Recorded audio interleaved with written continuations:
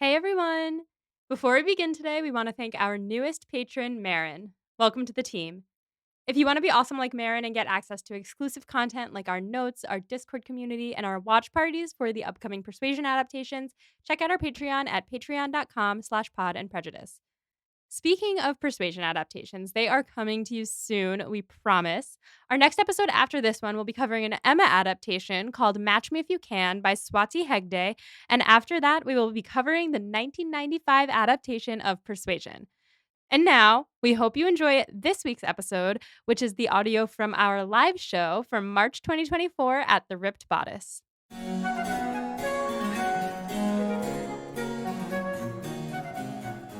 All right, well, in case you didn't know, this is Becca. This is Molly. We're here to talk about Jane Austen and inspired works. Yes.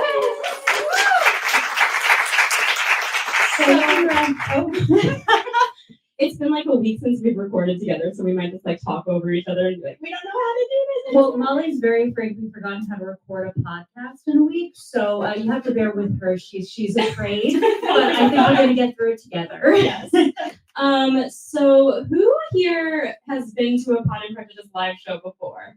Woo! Yeah! There's more than just my girlfriend. That's so exciting. We've only done one before, so congratulations. And welcome back. Yes. Who here has never listened to Pod and Prejudice before? Oh, nice. Okay, a good number of people. Well, in case you are new here, I, Molly, have never read any Jane Austen before.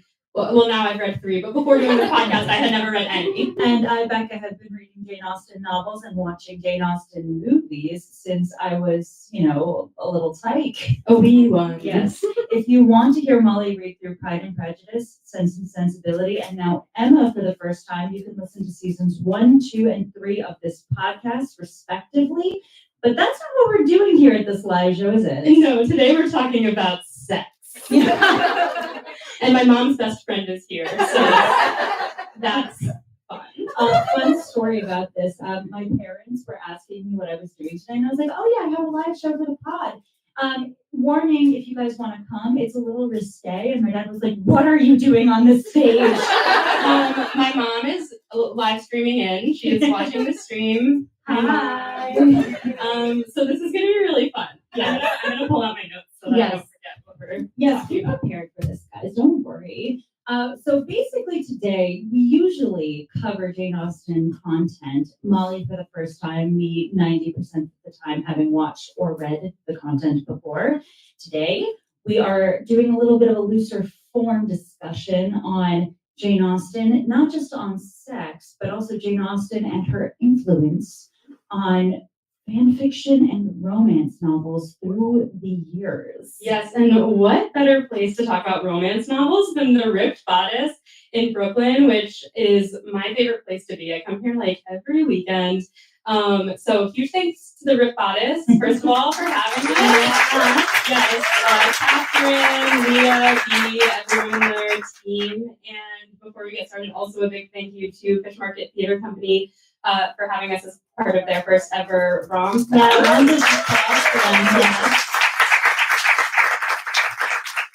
So let's get into it. Yes, Jane let's do it. Austen. Jane Austen. A lot of fanfic coming out of her neck of the woods, right? Yes. Well, I mean, it's a complicated question to ask because Jane herself, I mean, if you go on AO3, as we've learned over the course of doing our podcast, there's actually not that much Jane Austen content there. Mm-hmm. You'd be surprised, but we're in a bookstore right now, which is basically built to house Jane Austen fan fiction, if you think about it. Yeah. Because romance novels in general are all sort of derived from what Jane created back in the day. I mean, she wrote these books like 200 and some odd years ago, and they're like enemies to lovers, friends to lovers. There's just one bed. But can you imagine though? Oh wait, no, there is. But it's a little bit incesty. It's in the 2005 Pride and Prejudice when you're all nodding like really excited. Yeah. Well, I mean, if you go by that measure, there's plenty of different sisters. Yeah, we will get into that.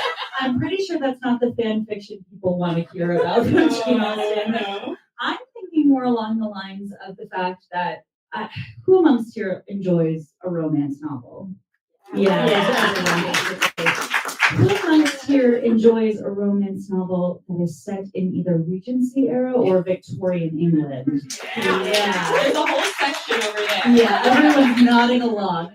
And I think about this a lot. I think, honestly, we haven't talked about it on the podcast much yet, but Bridgerton really is like the quintessential example of what I'm talking about, because people are used to reading these beautiful romance novels that Jane Austen came up with back in the day. And it seems like they were missing something from them. And then you watch something like Bridgerton, or you read Bridgerton, the books, and you realize people wanted to see the consummation of these great epic love stories, of these desires that Jane wrote so explicitly into her novels.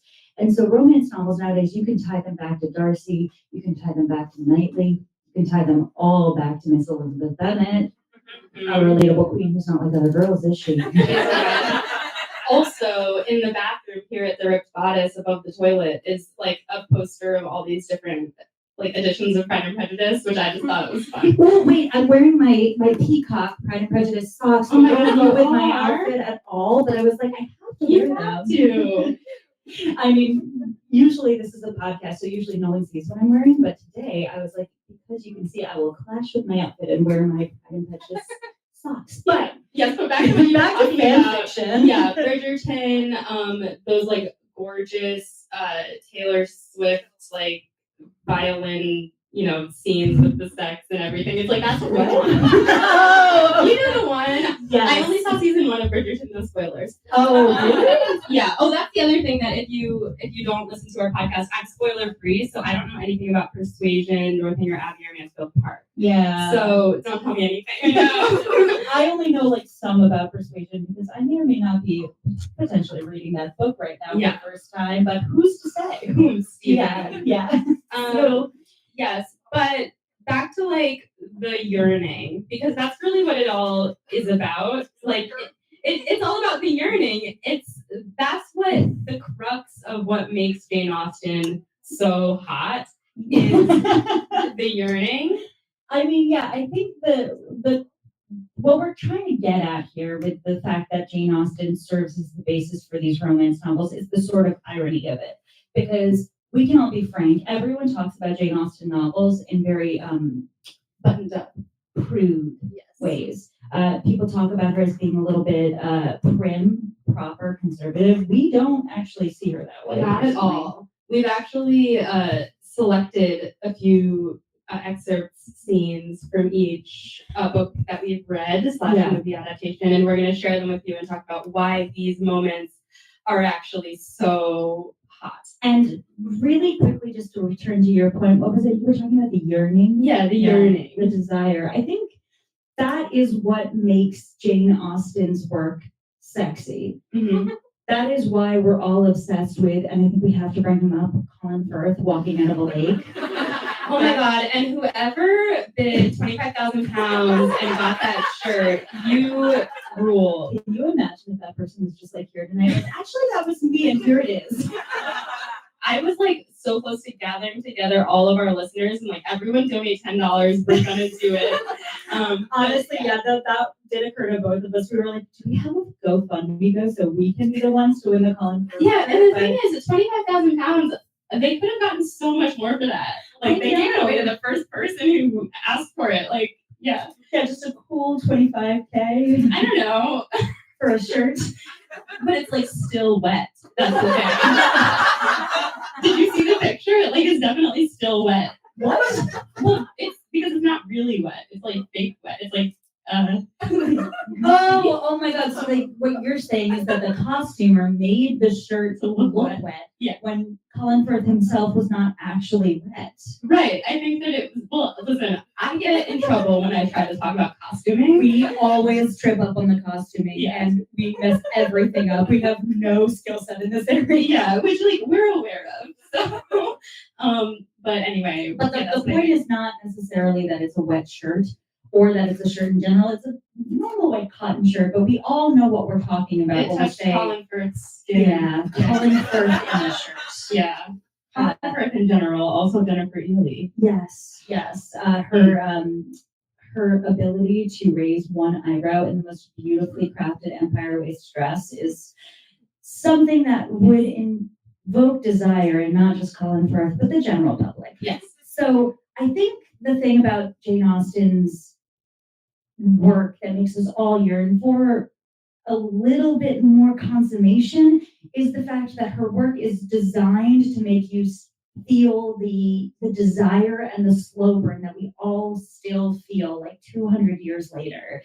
Yes. That even if it's Darcy and Lizzie and it's an enemies to lover, the feeling that you can't stop yourself from caring about this person even though you despise them. If it's Emma and Knightley, it's the best friend that you always counted on being there, who ends up ultimately being the only person who truly understands you and wants you to be better, but not knowing how to deal with those feelings. And then let's not even get started on the amount of forbidden love that dominates Sense and Sensibility. Yeah. But I think there's something to the idea that I don't want to just put this on women because I think it can be people of any gender who feel this way.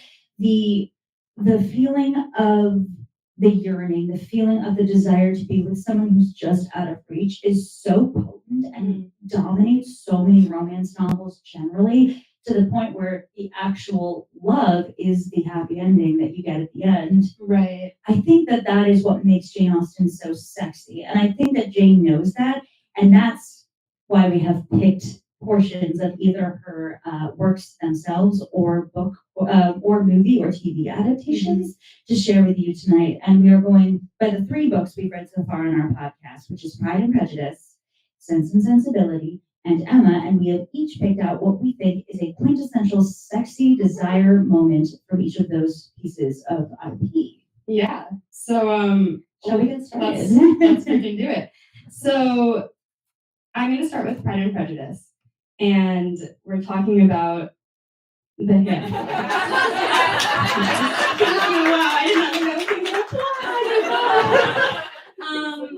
So why is the hand flex sexy? Because really, the first time I watched it, I'll be honest, and what's beautiful about like going into this without knowing anything about Jane Austen or like the fandom in general is that I was like, Matthew McFadden, not for me. Colin Firth, for me. The amount of shock on the faces in this audience right now. I like him now. I do.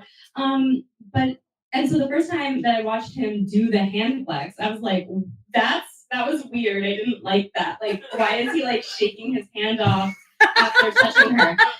But the reason he's doing it is because he's just touched a woman, which you didn't do, like, unless you were dancing, which is why the dancing is so sexy, which Becca will get into. But he touched her to get her into the carriage, but there was this, like, lingering of her hand, Keira Knightley's hand on his hand, and she looked at it. And they both were aware that they were touching. And he walks away and he's like, his hand is buzzing. You can just like picture it. His fingers are buzzing. He's like, oh my God, wait, I'm in love with her. And then he just flexes it to be like, could I do that again? I love that you picked this moment. It was the obvious moment to pick because we started off with Wed Colin Firth because we were like, you got it. But when you're talking about the Matthew McFadden hand flex, first of all, so weird to now have everyone know who Matthew McFadden is as Tom Longstans if people know Succession, because you go from one of the sexiest characters ever written to Tom Longstans, which like the range on that actor is incredible. But he's so talented. But the thing I love about that moment, and the reason I think it's so dumb to think of it as a chaste moment, is that I think it's getting at that feeling you get when you touch someone who you really desire, where your skin kind of tingles. And if you're someone who is in a society that doesn't allow you to experience that in an open and organic way, you're gonna try to shake it off, especially if her family is that improper. You're just gonna be like, I didn't feel that. But then he has to sort of get rid of that feeling on his hand because, you know, when you touch someone for the first time who you want, like you feel it physically on your skin. And you want to keep doing it, and you can't because she just got in a carriage and drove away. And also, she's Lizzie Bennet, and you can't want to. her. Yeah. And her family sucks. And her family is so poor. I don't actually think the Bennets suck, Yeah. but that's what Darcy's thinking. But also, there's something about like this is a very small thing. Like they touched. They're not making out. But I'm gonna like loop this into something in Sense and Sensibility in the 2008 / maybe 2008 Sense and Sensibility when they are having sex in the beginning. Willoughby and the baby. Mama. Yeah. Not Willoughby and the baby. No. the child. Eliza, thank you. Yeah, there you go. And you're like, this is weird and gross and not hot when they're like actually having sex in front of a fireplace, which should be steamy, right? But because what's so steamy about the hand flex and that touch before the hand flex is that they want each other, they're not having each other. And it's kind of what you were talking about and the yearning, because every book is better. I mean, maybe not everyone thinks this, but there's a lot of books in here, and some of them are probably not this, but most of them are better before you get to them getting together. Yeah. That's why we have a third act breakup, so they can get back together. And they can hate each other for a little bit in the middle. But anyway, it's all just about the yearning. Yes, it is all about the yearning. I think you're right about that Sense and Sensibility opening. It just misunderstands what it means to inject sex into Austen content because I mean, yeah, you can have a gratuitous sex scene to open up a book to be like, yeah, they were having sex. They actually could in that era. Yeah. Isn't that crazy? But it's not exactly sexy when you know it's like a super manipulative moment with a 15-year-old girl. Right, so. right. And we're going to talk about how much we think that all of these characters are having sex later on. Oh, yeah. We have some plans for that as well. So we'll get to that. Yes.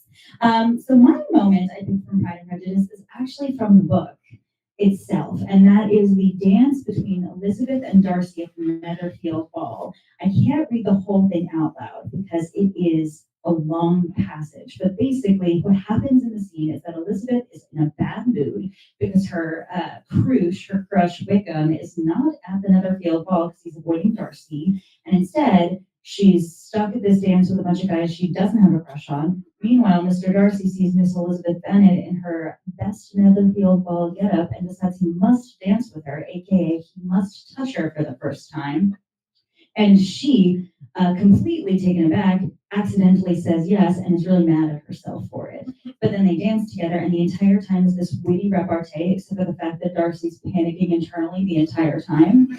And he's not talking. So I guess the one little piece of it I will read that I just wanted to highlight is the very beginning of that dance. So she says, "They stood for some time without speaking a word, and she began to imagine that their silence was to last through the 2 dances, and at first was resolved not to break it, till suddenly, fancying that it would be the greater punishment to her partner to oblige him to talk, she made some slight observation on the dance. He replied, and was again silent. After a pause of some minutes, she addressed him a second time with, 'It is your turn to say something now, Mr. Darcy. I talked about the dance, and you ought to make some kind of remark on the size of the room or the number of the couples.' Now, in the context of just reading the words, it doesn't sound super hot, but they're dancing for the first time. And you can feel through this chapter that Darcy doesn't know how to talk, and Elizabeth's not picking up on it. And that is because they are sort of circling each other and occasionally touching hands. And he has, for the first time, been able to act on his unquenchable desire for Elizabeth Bennet and actually get to be face to face with her. So to read it from Lizzie's perspective, where she's sort of obsessing about what's happening around him during that time, really just paints a picture of what it is to be inconveniently attracted to someone who you do not care for. I love that, inconveniently attracted. Oh, I mean, we have all been inconveniently attracted to someone. Yes. It's not like you can just be like, oh, yes, that person is correct for me and would be super compatible with me in every way, and therefore I will date them. No, I mean, like, we have all been in a situation where you're like, well, now I'm distracted in class and I'm trying to focus, but that person's in the corner and all I can think about is what they're saying and doing, and they're not even that handsome or whatever. I just something about them in that corner is throwing off my chemistry right now, and I don't know how to focus. Yeah, I don't know if that's a relatable feeling for anybody else, but that's certainly something I've been It was through. very specific, Becca, but once he's like dancing with his inconvenient attraction and she's like being mean to him, he's loving it.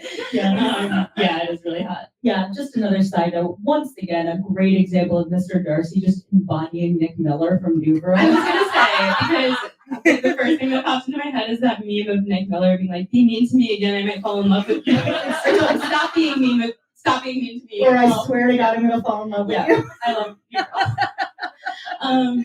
Yes. So moving on to Sense and Sensibility. Yes. I'm gonna talk about Dan Stevens chopping rain in the rain. Chopping wood. Chopping rain in the woods. Chopping rain in the wood. Chopping wood in the rain. For obvious reasons. Listen. They learned the formula is Austin hero, rain, white shirt, Wet. angst. Austin hero, rain, white shirt, angst. Chop. Yeah, it is hot. We were talking about this, and I was trying to think of something hot in Sense and Sensibility, and I was like, well, Dan Stevens is hot, and he is chopping wood. But why is that so hot? It's because he is trying to get out his frustration, both like angry frustration, like, I have such a hard life, and also like sexual frustration, like, I want to bang. And he's just chopping wood.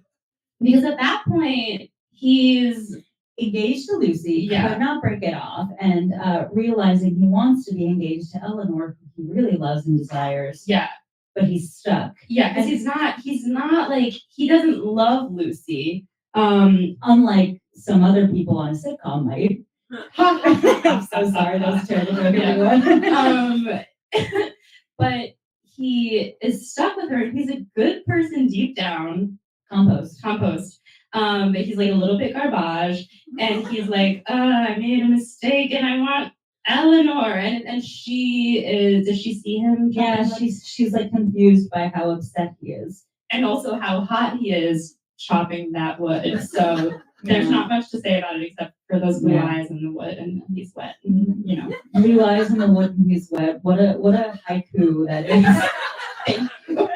I mean, I also think that scene is great because you have Daniel in the rain, but I think Ed Ferrers, Eddie, our boy, is Edward. I know, you called him Ed. Ed, and Eddie. He is all three.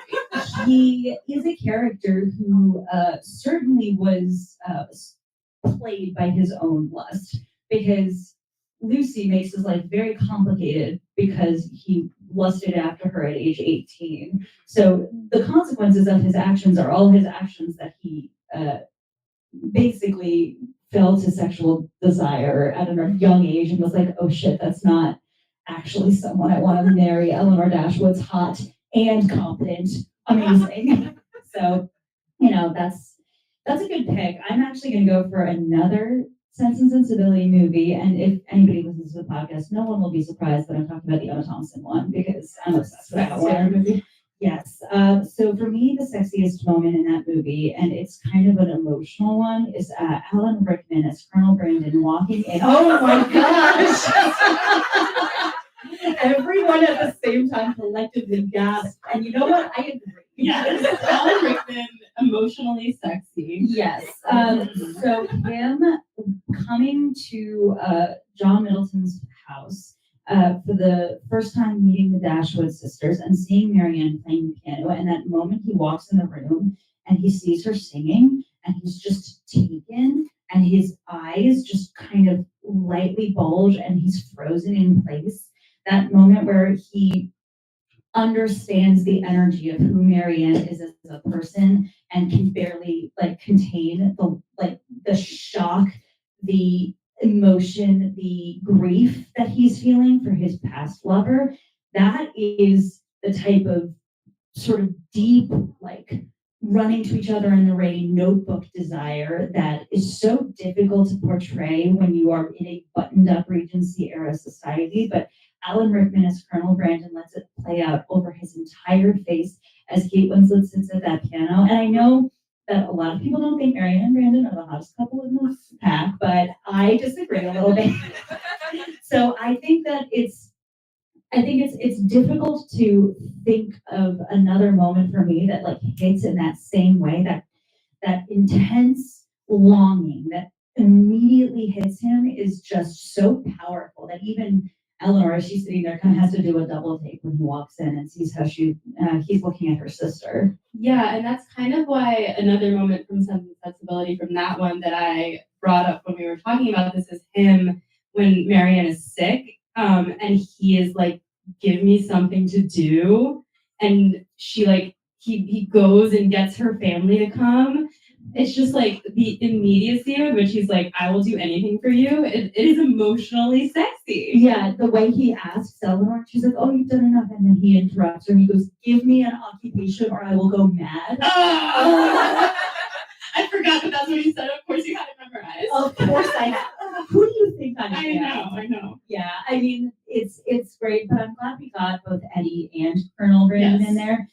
I think there's a lot one can say about Willoughby as sort of a sexually deviant character, but certainly one who had intense chemistry with Marianne Yes. throughout the book. So, I mean, there's also the running to her in the book that occurs where he can't control himself and has to know that she has survived her illness. That is all very interesting. There's also a lot to say about what's underlying Sense and Sensibility and the consequences of sex or perceived sex.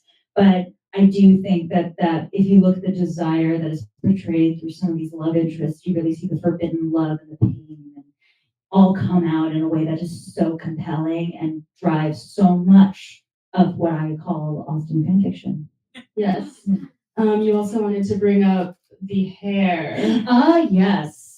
Let's talk about the hair, guys. The lock of hair in Sense and Sensibility. Specifically, when is it in the 2008 when he like cuts her hair? Oh, he does it in both adaptations and in the books. It is a seminal sex moment in the Austen. It's like unfortunately very sexy. Yeah, I mean, you don't think so. No, but the way that they do it in the movies, like he gets all close with the scissors and he's like breathing on her neck, and it's like they're almost making out, but he's just cutting her hair. Yeah, when Dominic Cooper plays Willoughby and he takes the scissors and he cuts the hair and then he gives that little kiss to it, and then he turns around to Margaret and does the stupidest little shh.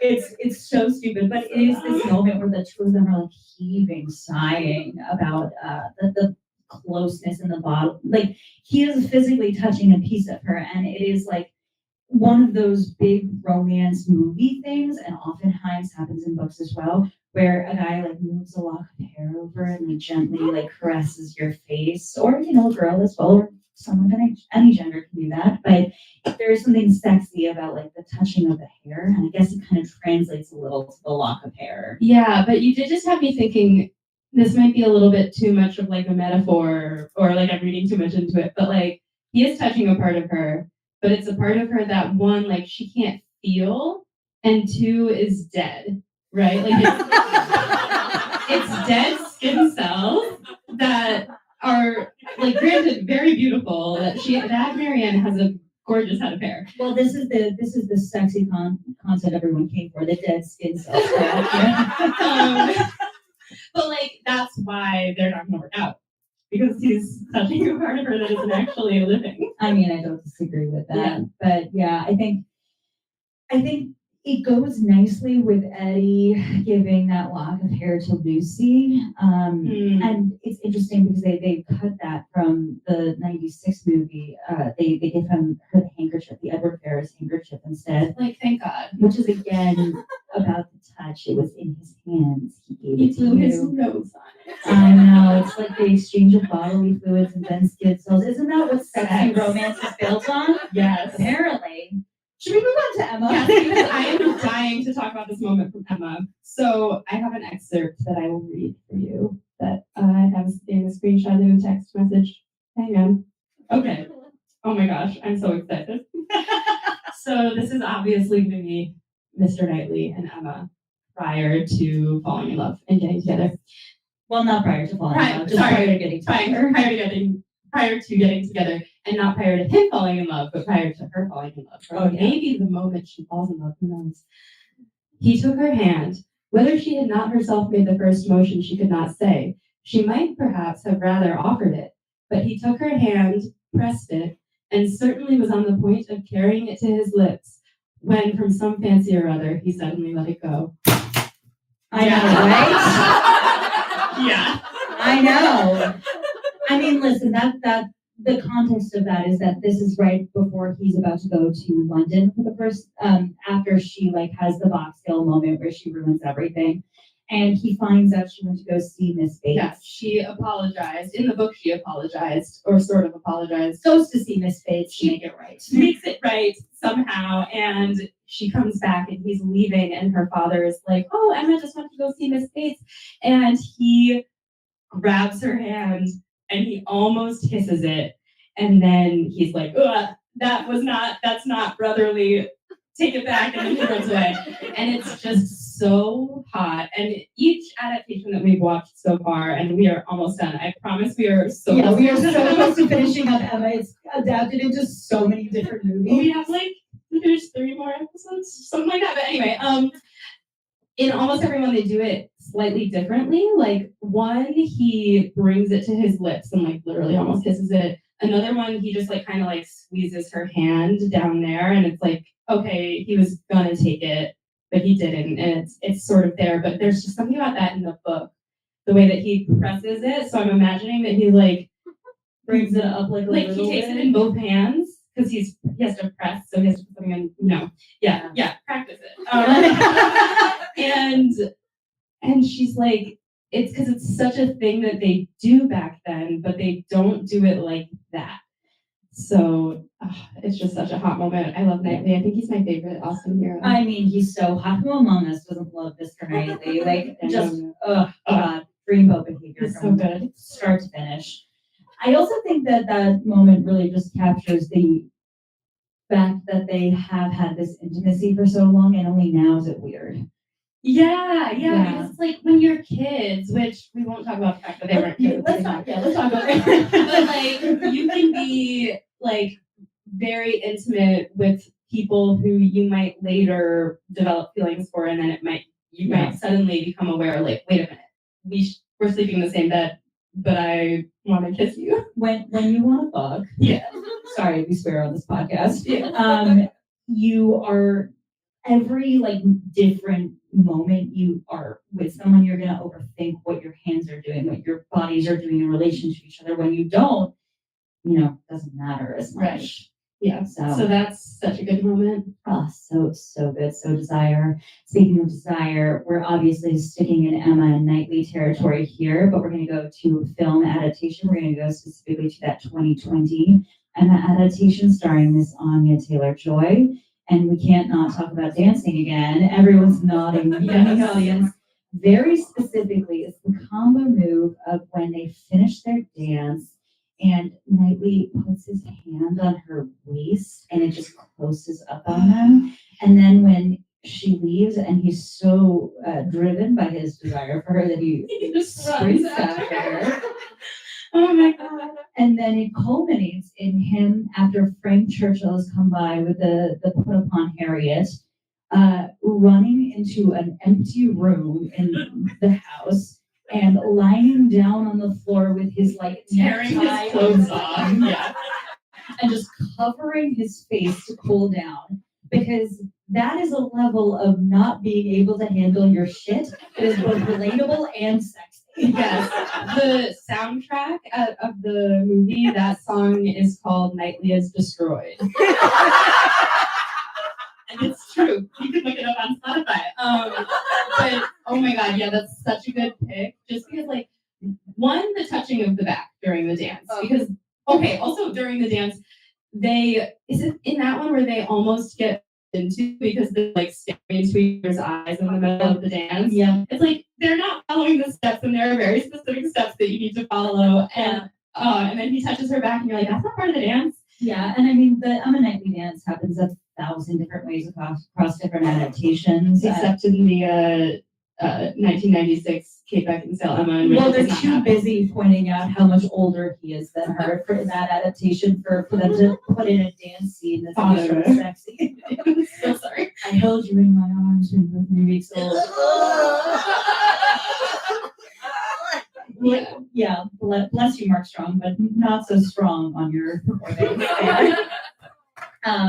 But I think that covers our sexiest moments from Austen. These are, cherry-picked moments out of books that have just about 1,000 different moments of really confused sexual desire that's very obvious. And, people talk a lot about Jane Austen, not marrying in her lifetime, but you really get the sense she understands what it is to be sexually attracted to someone Yeah. and to have the desperate desire to be with that person. And so I think that's why you have so many romance novels that end up pretty much mirroring Jane Austen's novels. I mean, you haven't watched season 2 of Bridgerton or read the book, but let's just say it is a heavily inspired by a certain very famous Jane Austen novel. Ooh, one I've read. Maybe not. I will neither confirm nor deny. Understood. Yeah, I mean, and there's also obviously even just in this bookstore, like 50 plus adaptations of Pride and Prejudice. That's like each, and in those they often veer into the sexy. And like really lean into those moments, like in Emma of 83rd Street, for example. Like Yes. the entire second half of the book is just like banging, Yeah. and you're like, oh yeah, because that was so pent up in the original, in the source material, that they just needed to let it out because that's what we do nowadays. I mean, we all know that Jane Austen definitely wrote that chapter of Emma, but just kept it to herself. Exactly. And that's the thing is like she didn't get married because she had better things to do, but that doesn't necessarily mean that she wasn't. As we were researching this before we were doing this live show, I actually was like, going through the internet looking at what scholars had said about Jane Austen and sex, and there's a scholar who very publicly in 2017 was like, it's more likely Jane Austen had sex with women than with men. Thank God. Yes. So apparently that's what the historians are saying nowadays. So we can take that as the canon. Yes.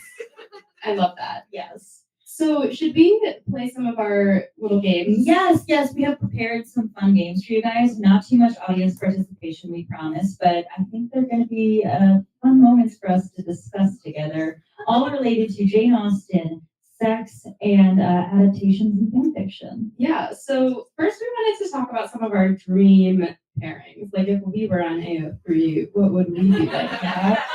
I will talk about mine, which Becca hates. Olive. I, as you know, if you listen to our podcast, spent most of Sense and Sensibility rooting for Eleanor and Brandon. I know it's not the best pairing, but it has to be said because friends to lovers is a thing, and as we know from Emma and Knightley, like they have a friendship built on trust and admiration for each other and mutual respect, and I think that they would have very polite sex.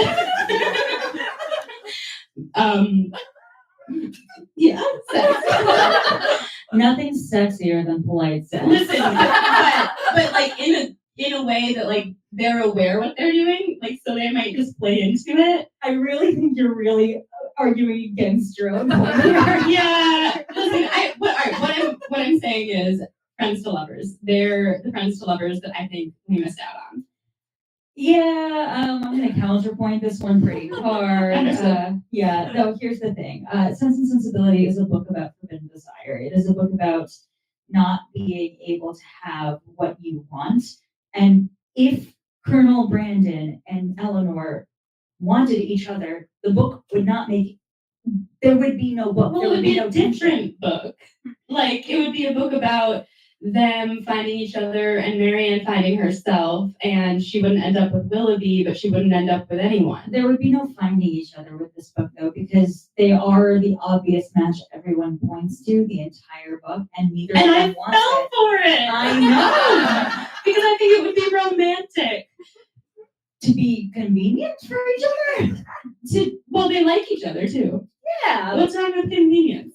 I mean, it's just it doesn't make for a good romance. Like I said, Jane Austen novels are built on desire and yearning. Fair. If we're in real life and Eleanor and Brandon have a marriage of convenience, sure. But Jane Austen was like butting up against the idea that you would marry a buddy who would give you economic stability. Economics of dating in Jane Austen, very big deal. Jane Austen was writing about what happens when you marry for love. And that love is not convenient in a story. Like, it's not a story. If Eleanor and Brandon meet, Eleanor's like, oh, actually, that guy would be a good match for me. Brandon's like, oh, she's a lovely woman, and they get married. But what if Eleanor is distraught over not having the man that she wants, and she goes to Brandon and she cries to him, and they form this beautiful friendship, and Eddie ends up like, he's like, I'm going to stay with Lucy because that's what's right. And Eleanor has now built this beautiful friendship with Brandon, and then, they fall in love. I mean, it could happen, but that's just not the point of the story. The point of the story. A girl can dream, Becca. I guess. Anyway, let's move on to yours. Yes, my pick is also one I talk about incessantly on the podcast, which is Anne de Bourgh and Charlotte. Here's my thing. And Charlotte Lucas gives off a lot of different queer energies, and she can be read in 1,000 different ways. You can read her as a simple, practical counterpoint to Elizabeth Bennet, championing the idea that she's a woman in society who has no other options for a comfortable life other than a man. Sure. You can also read her as a great representation of asexuality, no interest in marrying for love because you don't necessarily have the sexual desire that drives the other characters. You can also read her as a gay woman, a very gay woman. And we have had a lot of conversations, both on and off podcast, about how you could read Liz as a woman who's confused by her relationship with Charlotte Lucas, and Charlotte as a woman who's a little less confused about her relationship with Lizzie Bennet. And the two of them having such a strong reaction to Charlotte's decision to marry Mr. Collins could be construed as somewhat of a lover's quarrel, much like Emma and Knightley have through the entirety of Emma. And I would posit that as a cooler friends to lovers trope necessarily. That is definitely a cooler friends to lovers trope because it's gay. Exactly. Anyway, so the second love of Charlotte Lucas's life, she gets married to Mr. Collins. She goes off to live in his little pasture and help him be the rector of the church by Aunt Catherine de Bourgh, or Catherine de Bourgh. And then you have Miss Anne de Bourgh, who's just hated, like, poor Anne. She's just sick. That's her entire personality in the book. And also just not desired by Mr. Darcy, which Lizzie makes big hay out of obvious jealousy. Mm. And I'm like, what if Anne also doesn't want to marry Mr. Darcy because he's her cousin? And which is fair. Exactly. And she doesn't need someone of high status. What she needs is a pastor's wife who's very bored hanging out and trying to get her husband to garden as much as possible so she doesn't have to have sex with him. So instead, she goes off on her merry way up to hang out with Anne de Bourgh. They become companions, and from companions, they become lovers. And then what you have is actually a happy ending for Charlotte Lucas, where she can, do her duty and get her economic stability with Mr. Collins. But then she can also go and have a happy little romance with Anne de Bourgh, who doesn't need to get married because she's rich enough not to. So you asked if I was going to tell you the plot of any of the fan fictions that I read on AO3, and I will. I read an Anne and Charlotte. Yes! In which Charlotte is walking one day through the grounds because she is determined to never walk with Mr. Collins, so she's alone. And she sees Anne walking and looking perfectly healthy. And Anne sees her and she's like, like hunches over and like starts blowing her nose, and she's like, oh, I'm sick. Wait, so the fan fiction is that Anne de Bourgh is faking sick to get out of being straight? Yes. Exactly. She's like, well, if I am well, then I'm gonna be forced into society and I'm gonna have to find a husband and do all of this. And Charlotte is like, so you don't want a husband? And Anne is like, no. And then they kind of come to an understanding without ever saying it to each other. And then they decide to go off to meet up with this group in another country that is just a bunch of women. And they don't ever explain what they're doing, but like it's very obvious. And then Charlotte goes to tell Lizzie that she's like leaving Collins and running off with Anne. And Lizzie's like, "Are you sure you want to do that?" And Charlotte's like, "I have to." And then Lizzie's like, "Okay, then make sure that Anne doesn't hurt you, or I'll like make sure that she's actually sick or something like that." And then Charlotte's like, "Oh my God, Lizzie loves me and accepts me for who I am." It's really beautiful. So shout out to that fanfic writer. I'm just still stuck on that Annenberg faking sick to get out of being straight. It's perfect. Yeah, it was. No notes. Yeah. Yeah, that's my headcanon from now on. So, Yeah. I also read another fan fiction that we can both agree on. this is our OTP Yeah. out of canon, I think. It's obviously Emma and Jane. The quintessential enemies to lovers that should exist. Yeah, they hate each other.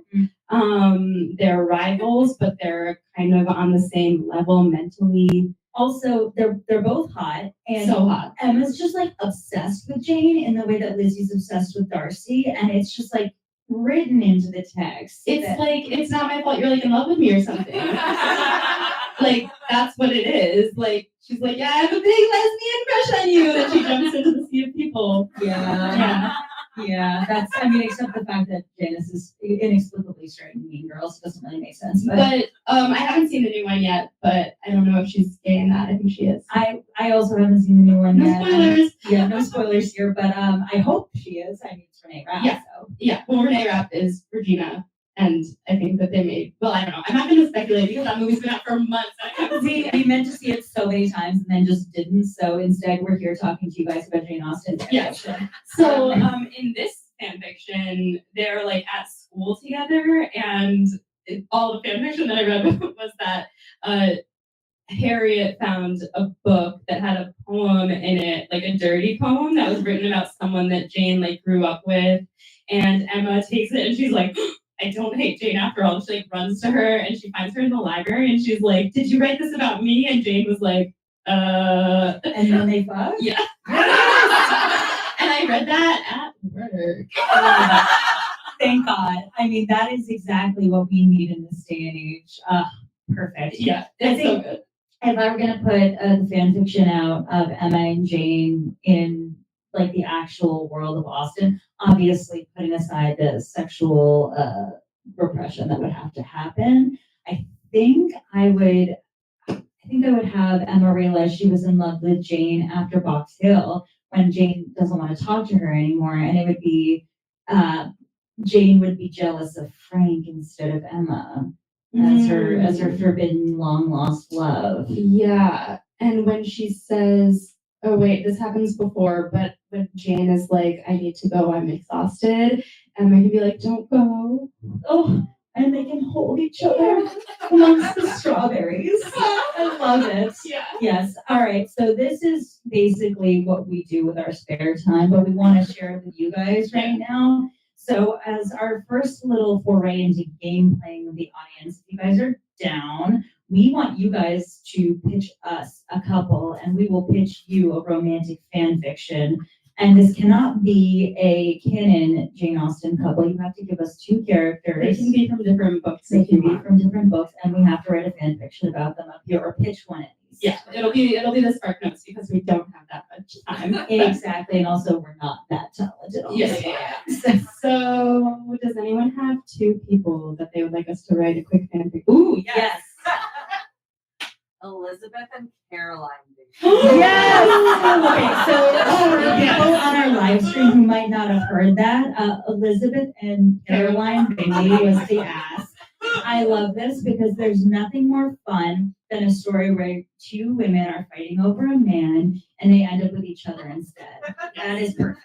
Perfect. Also because Lizzie hates Caroline because her and her brother, or her and Darcy supposedly broke up her sister and Caroline's brother. So she's like, I hate you. And then so how does this happen? Well, quite honestly, you could do the entire plot of Pride and Prejudice. Pretty much the same. It's pretty much exactly the same, except it's Caroline instead of Darcy.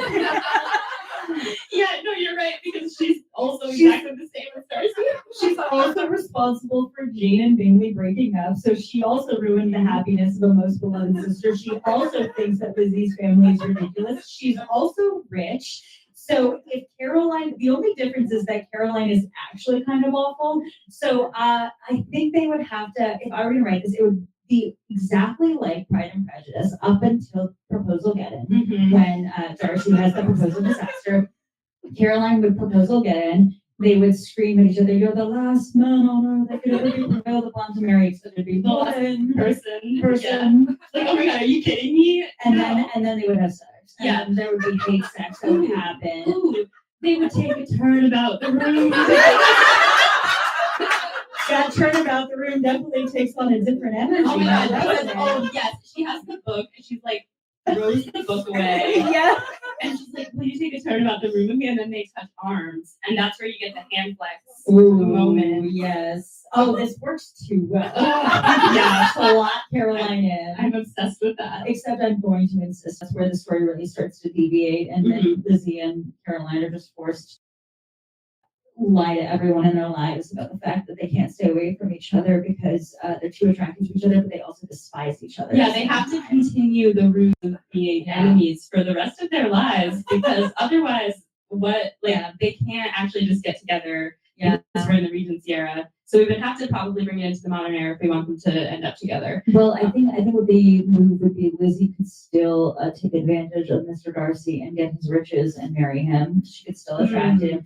Caroline could be the spinster sister who lives with Jane and Bingley, and boom, they visit each other all the time. Yeah, Lizzie and Caroline. The thing is that now I'm thinking about Caroline and Lizzie and Darcy. Because then everybody gets what they want. I mean, there is no one who loses in that situation. Right. So yeah. So that's where that's going to end up. We made it a throuple. Yeah. All right, should we take one more? Yeah, we can do one more. Yes. Oh, yes! I love it! Well, isn't this a tawdry pairing? Okay, so Wickham they're both in trouble. Here's the thing, they're both at the brothel together, probably getting drunk and spending their money. But I don't know if you guys have ever hung out with sad fuck boys. They actually have so many feelings, and when they start talking to each other about those feelings, it gets really emotional really quick. I'm gonna bring it back to New Girl yet again, because the episode where the boys try to have a boys' night and then they all end up just drinking wine and crying in a pillow fort. That's what's gonna happen with Wickeby. Thank you. So maybe the reason the two of them are constantly screwing over women, which we don't condone, We do no not. matter the sexuality. Especially not 15-year-olds. Yeah, for both of them, deviance with 15-year-olds should not happen. So maybe they're cruel to women because they hate themselves, and if they find solace in each other, then they can be nicer to women and really grow as people. So the moral of the story is all fuckboys should just try out not dating women for a while and date men and see if maybe that's why they're awful. Yeah, exactly. I think so. Like the plot of this one is that they're going to be at the brothel, they're going to get to talking, they're going to leave the brothel and be like, let's go go for a walk. Oh my god, the daddy issues on both of them. Oh. Yeah. And then they're going to admit that they both feel really guilty for what they've done to these girls. They're like, I really fucked up on that one. They're going to need to have to atone together. This is part of the story. They're going to be like, we're going to do some community service. Like, we're going to get better as people. And then we're going to apologize profusely. Yeah, we're going to give back whatever money we stole. We're going to maybe work the land. And working the land is a very strange term for having sex. But yes, work the land. I don't like chopping wood. Chopping wood. Yes, that's the story of Wickerby. Wickerby, yes. Story of redemption found through queer love. I love it. Actually, not dissimilar from several romance novels. Yeah. So we have a couple minutes left. We can rapid fire through our next game, and then we can open it up for some questions from the audience, and then we can wrap it up. So should we rapid fire through our next game? So our next game is we're going to discuss how active the sex lives are of certain Austen couples. On a scale of never to constantly. Yes. How often are they? Yes, and keep in mind here we are going off of the canon iterations of these couples. Yes. We're back in we're out of fan fiction. We're back into what Austen was actually intending. Yes. So Lizzie and Darcy. Ooh, I think pretty frequent. Yeah. Not like ruining lives frequent, but the Like 2 to 3 times a week, very healthy. Yeah, exactly. Healthy relationship there. Yeah. Jane and Bingley. I'd say they schedule it. Yeah, they're definitely I think, and the things of each time is special. Yeah. He's a crier. He lays out rose petals on their date night. He's so romantic. Yeah. All right. Charlotte and Mr. Collins. Negative. Never. Like, they've never done it. Charlotte has actively become like a genius at avoiding having sex with Mr. Collins. Yeah. She did it once to see if she could get pregnant, and then she didn't get pregnant, and she was like, you know what, I can live without She kids. said I did her like, I'm sorry. Lydia and Wickham. I think the answer to this one is at first constantly, and then like 5 years down the line, never. Yeah, they've lost complete They're interest. both They're just cheating the entire time. It's possible that they leave each other, but who knows? No, I think they stick it out Because they're both terrible people. Well, no, not Lydia. I think they're trapped, and they both just have sex with other people constantly. Which good for them. You know? Yeah. I mean, it's not ideal, but if they're both doing it, it's not as bad. Yeah. Mr. and Mrs. Bennett. This is a constant. These two are constant. Because, like, why else did he marry her? They have so many kids. They have so many kids. He kind of dislikes her. Yeah. And, like, they have nothing in common. So, like, my understanding is that the two of them never talk, except when they get into bed together. It's just that is the way they communicate. Yeah. And also how they're going to fall asleep. Because they're all wound up. Well, no, she's all wound up. She's all wound up. He's like, I need to calm your nerves. Yeah. She's become very fond of her nerves and calming them. Oh, yeah. He really is smart. Oh, Eleanor and Edward. I think we're back in the once a week category here. Yeah. I feel like it's not regularly, not never, not all the time. I feel like they would have a very passionate romance for a long time that would settle down into something a little bit more familial over time. Which is beautiful. And I think they would both be okay with that. Yeah. Marion and Brandon. Ooh, this is a good one. I don't think very often. I think that's like a maybe like once you know, a month. here's the thing. They don't have sex that often, but Colonel Brandon is just constantly servicing her. Oh yes. Yeah. Absolutely. He gets off on making sure that she remains a pillow princess. Yes. That is just absolutely I love it. Yeah. John and Fanny Dashwood. Oh, Angry sex. no, they never have sex. When they do, it's angry. Yeah, no, neither one of them has ever actually orgasmed. Maybe John twice. But She's thought about this, everyone. Well, no, I'm thinking about it in the morning because viscerally, Fanny Dashwood is the type of woman who's never had release. She's just never been able to understand what true happiness and pleasure looks like, which is why she's when she's grabbing Lucy's ear. viper in my bosom. That is the most alive she has ever felt. She loves that. Yeah. She's got kinks that I'm covered. Emma and Knightley. Oh, a lot. There's no way. Yeah. Always. Especially Johnny Lee Miller. Yeah. Harriet and Robbie. I feel like it's like Jade and Bingley, like it's romantic. Yeah, we love this little sweet muffin cinnamon bun relationships. I feel like those are gonna be like those are the sweet little it's special every time relationships. Yeah. Frank and Jane. Oh, that's constant. Yeah, because I mean, he ran up to her in the street in that one adaptation, picked her up and like spun her around and made out with her in the middle of the square. So all the time. They have like the right amount of tension for it to just be simmering constantly. Yeah. Like that is a frequent one. That is maybe other than Mr. and Mrs. Bennett, probably the most frequent. Yeah. I'm gonna put it out there. Yeah. But Mr. and Mrs. Bennett are fucking the most of all of these couples. Yeah. John and Isabella also are doing it pretty regularly. Yes, I would agree with that. That is again like 12 kids. Yes, and also like incompatible, like Yes. in terms of their talking, so they communicate another way. Yeah. And Isabella is definitely like Mrs. Bennett in that she is a woman who needs to calm down quite a bit. Right. Which reminds me, so she starts out pregnant, she has a baby, the Palmers also have a baby, and there's very similar relationship to them. So there's I have to say, I think the couples in Jane Austen who are having the most sex are the ones that seem like slightly unhappy with each other when they're not having sex. They're the ones who are having the most sex for sure. Yeah. The Westons also had a baby, so at least once, but I would have to say, I feel like they are Eleanor and Edward like 20 years down the line. yeah, they're very sweet. Yeah, they're that is a familial happiness they got going on. And Elton and Augusta. I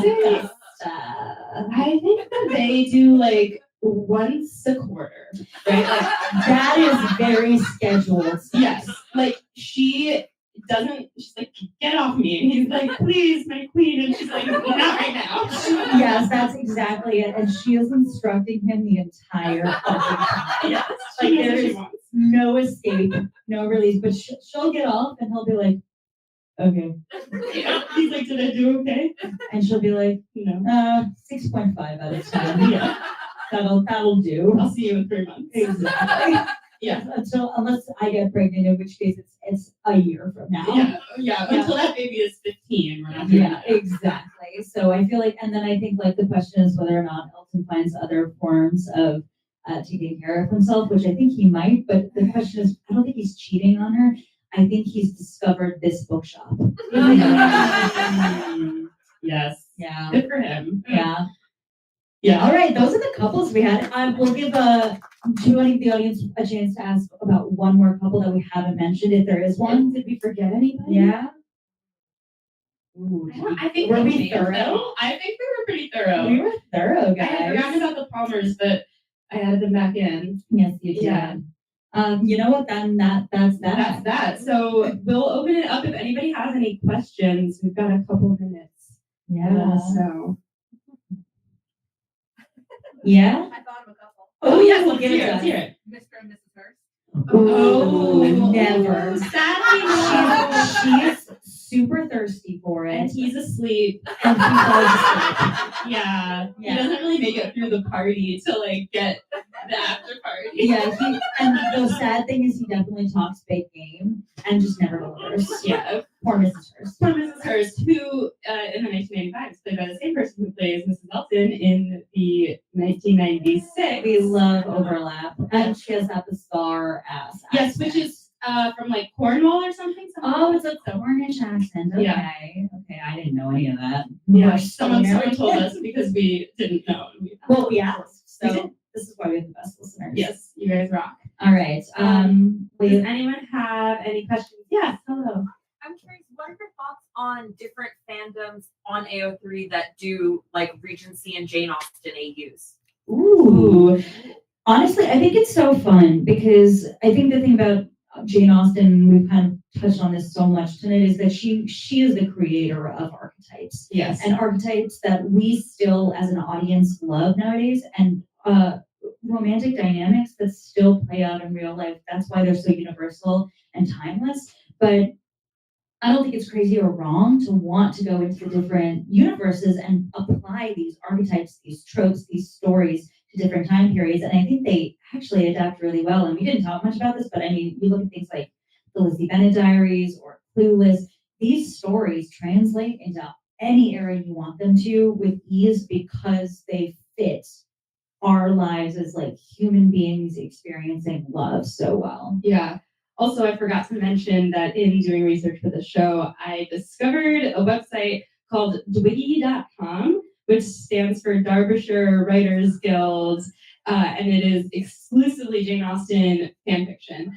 And they have the fantasy, like it's like this is stuff that's not necessarily canon, and then the epilogues section where it's like this happens after a section of a book that you've read. And I didn't did like too much deep dives because it wasn't very smutty, and I was looking for smut for this particular show. It was just all very pure, and there was like I read one where Marianne got 3 wishes, and there was like a servant girl who was granting her wishes, and like there's just like weird stuff like that. But there's a whole website dedicated to that. And then in perusing AO3, obviously there was a lot of like Regency stuff, and I just think that it's so fun. So yeah. Do we have time for one more? Yeah, if anyone has any another question, we can take one more. Yeah, we got one back there. We've got 2. We can do 2 more. Oh yeah, we can do 2 more. We'll start with you back there. Are there any Jane Austen adaptations that you would not recommend? Like any movies that you saw and you're like, I think we can all go without that. I mean, I think we both agree that there are certain Emma adaptations that don't need to exist. Yeah, the for the stream, I realized we haven't been repeating the questions, but the question was, are there any Austen adaptations that we do not recommend? And I'd say that the 1996 Emma starring Kate Beckinsale was fine. Yeah, I wouldn't. You don't need it. There's better ones, and I feel the same way about the Gwyneth Paltrow one. There's much better adaptations of Emma out there. I think that mostly what we've seen so far are that there are good miniseries adaptations and good movie adaptations that have a lot to offer. Mm-hmm. There are a lot of adaptations of Emma, and so many. Some of them are superfluous. If you want to watch a full movie version, watch the 2020. If you want to watch book accurate version, watch the 2008, 2009 one. That was on BBC. I don't think you need those 90s Emmas. And if you want something from the 90s that's Emma, go for Clueless. But there's also all of the book adaptations that are like modern day. And so far, everything that I've read to that has been it's so fun. My favorite ones are the ones that like really take something and change it up to make it like to like have a fresh modern spin on it, instead of just like being a retelling of the same story, because we've read the story so many times. But they've all been really fun. Yeah, I agree with that. And I also think the last thing I'll say on this is that I have other adaptations of Jane Austen novels that we haven't covered on the podcast that I don't think are very good. Mm-hmm. I will not talk about what they are yet because we probably will cover them on the podcast. Fun. So yeah, I think that's the answer we have to that one. And did we have one more question? If you have a question, you can. Yeah. Well, first off, like I'm only in season 2, so okay. Either way, excellent podcast. Okay. But I'm just wondering if you do plan on reading all of Jane Austen's works, and that was the goal probably from the beginning. Oh yeah, absolutely. The question is whether or not we plan on reading all of Jane Austen's work. The answer is yes. The thing that we have recently come up against is that we only have one more book that I've read, which is Mansfield Park, which we will cover. We're covering Persuasion next, so that's our 4th one. I haven't read that one yet, so part of the reason, we are doing a lot of Emma adaptations. There's tons. I'm still reading Persuasion, so I have to finish it before we cover it on the pod. Yeah, so we're taking our time with Emma. I realized that we have been covering Emma for 2 years. It's so funny to me. But I don't get sick of it. It's in my opinion, it's not my favorite of Jane Austen's novels, but I think it is her funniest. Yeah, it is. And I think Knightley is probably her hardest heartthrob I've read so far, although we'll see what happens with certain other adaptations or other books that we might be reading. So yeah, I think that's correct. We are all of them. As many as we can. I mean, we're going to do all of Jane Austen's stuff, her unfinished works and short stories and all of that. And then as many of the adaptations and stuff as we can possibly do, we will do. Which could take us decades. So we have plenty of podcasts left. Yes. So I guess at the end of the show, but we're not going to forget to say the thing this time. But before we say the thing, we're going to say a huge thank you to the Rip Bodice for having us. We are selling posters in the back for $12 for a couple more minutes after this. So if you want a poster, you can get that. Thank you to Fish Market Theater Company for having us as part of RomFest. Thank you to both of our partners, Matt and Mike, for helping out with the merch and the tech. Yes, and thank you to Samori for live streaming us. Yes, thank you. And until next time, stay proper. And read some smutty fan fiction.